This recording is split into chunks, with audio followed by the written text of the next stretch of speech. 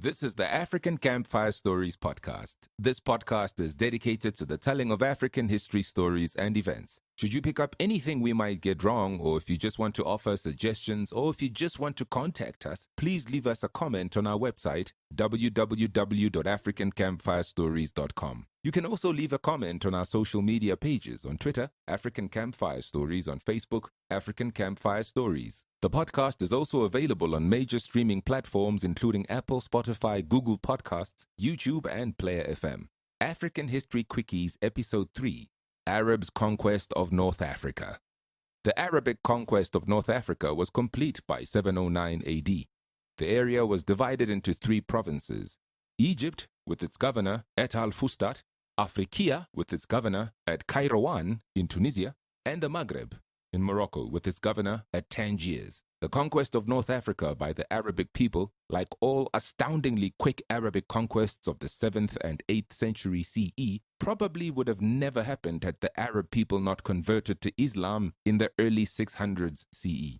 Islam united the Arabian Peninsula and provided the Arab peoples with an impetus to focus on the outside world, instead of their centuries-old tribalistic divisions and conflicts.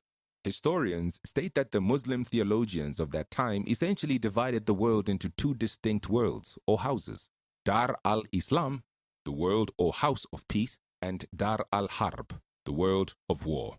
This theology, as even Islamic historians point out, is not contained in the Quran. In reality, this meant that in the Dar al-Harb, that is the world that wasn't Muslim yet, holy war or jihad could be conducted in order to bring that world under Allah's orbit, or the Dar al-Islam. At this time, when Arabia got united under Islam, there were basically 2 powerful neighboring empires. The first was the Byzantine Empire, aka the Eastern Roman Empire, and the other was the Persian Empire, aka the Sasanian Persian Empire, based in the area of modern-day Iran.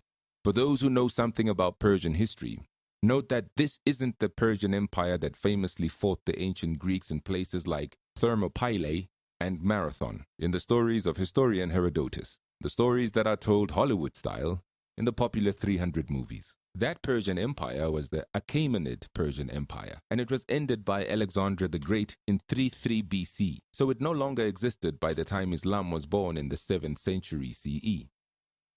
However, both Persian empires, the Achaemenid Empire and the Sasanian Empire, were based in the area of modern-day Iran. The Byzantine Empire is of more interest to us in this story because it was the empire that controlled North Africa at the time the Arabs conquered North Africa.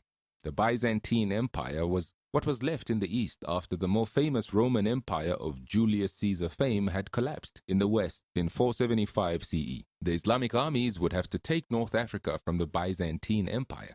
This was done largely over 3 main invasions. They were launched in 647 CE and from 665 CE to 689 CE and also in 698 CE. For a modern-day person, attacking and taking over an area the size of North Africa between 647 CE and 709 CE doesn't seem at all that spectacular. But to understand why the early Islamic conquest shocked and astounded the world, try to put yourself back in the 7th century CE. There were no automobiles at the time. No aeroplanes, no tanks, no missiles, no guns, no trucks, no electrically charged or powered ships.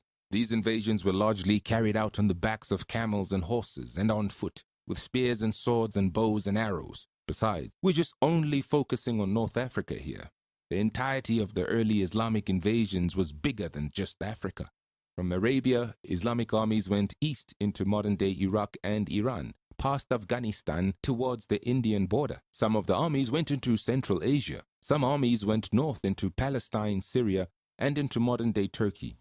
That is the heartland of the Byzantine Empire. Plus, the Persian and Byzantine empires were intent on stopping the Arabs in every direction.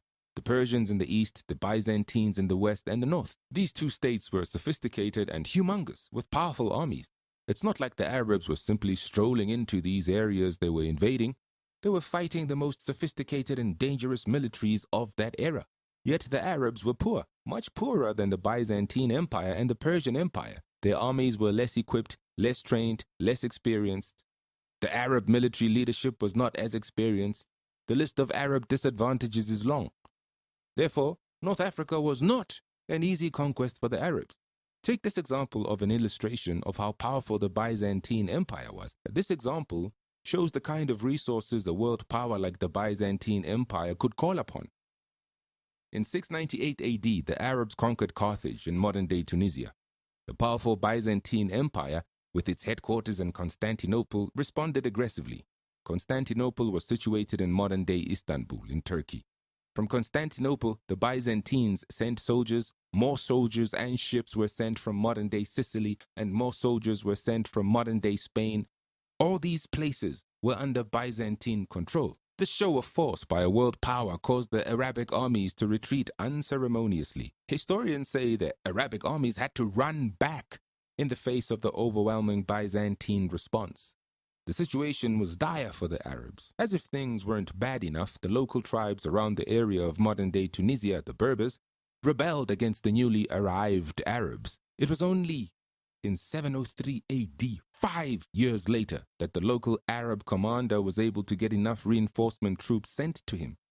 Troops that were sent from Arab headquarters, and this enabled him to successfully push back the Byzantine. By 708 CE, the Arab armies were on the other side of North Africa, on the Atlantic Ocean side. We don't have the time to recount all the other challenges that were experienced by the Arabs as they were attempting to conquer Africa. However, here is just a quick taste of one of the challenges. One of those difficulties concerned the bloody internal political strife taking place back home in Arabia, where power had to be attained and kept through plots, assassinations, and coups d'etats. This might explain why it took a whole 5 years just to send fresh Arab troops to North Africa. A note about the Berbers before we leave you today. Please be aware that we will cover the much fuller story of the Berbers in the future. That story includes the Berber resistance to the Arabs, their conversion to Islam, their taking over in North Africa, and their involvement in the Islamic conquest of Spain. The Berbers, from whom the Moors would later evolve, mostly live in Morocco, Algeria, Tunisia, Libya, Mauritania, northern Mali, northern Niger, and western Egypt. From the beginning, they would resist the Arab conquest of Africa. After the Arabs conquered North Africa, it was hard for the different Arabic caliphates and dynasties to control North Africa from their bases back in Iraq and Syria. Just a word on the term caliphate. We have previously encountered the term on episode 1 of African History Quickies, so it makes sense to explain it. A caliph is an official successor to the Prophet Muhammad. The Prophet passed away in 632 AD. The states the caliphs ruled over are called caliphates. In recent times in the news, you might have heard that ISIS, right or wrong, called themselves the Caliphate. Back to the story of the Berbers. The very long distance between North Africa and the Caliphate headquarters meant that the local Berber dynasties could sometimes take control of the North African territories from the Arabs. History has a way of being funny and complicated. While the Berbers were not too keen on being occupied by the Arabs, there were other local indigenous North African tribes who were not too keen on being under the control of the Berbers. Thus, these other indigenous tribes were happy and welcoming to the Arabs when they came back to take over North Africa with fresh troops in 703 AD.